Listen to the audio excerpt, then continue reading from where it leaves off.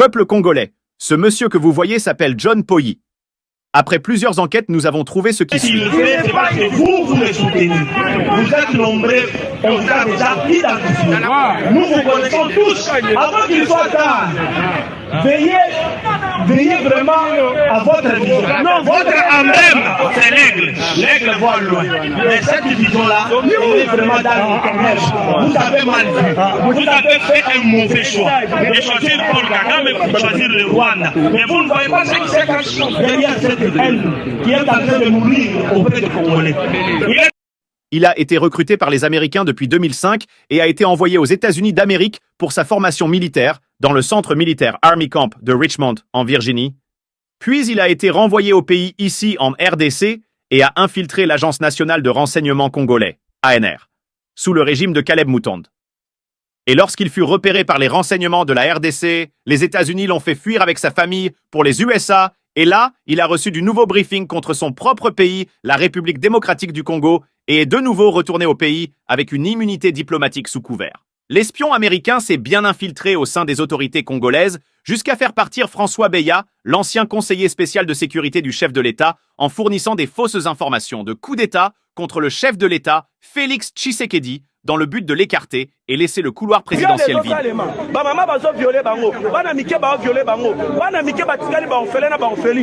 Américains, mais ils sont en train de nous condamner au lieu de condamner les Rwandais. En fait, nous avons compris que ce qui se passe, ce sont les Américains. Tout cela, c'est à cause de nos minéraux. Rwanda, ça a minéralité. Amérique, Congolais.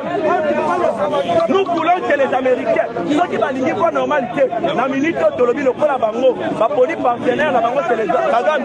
Et les Rwandais,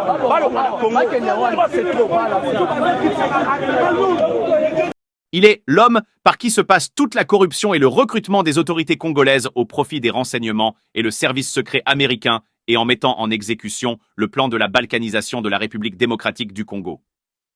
John Poyi est un espion contre son propre pays pour faciliter aux Américains leur plan mis en œuvre de la destruction de la République démocratique du Congo.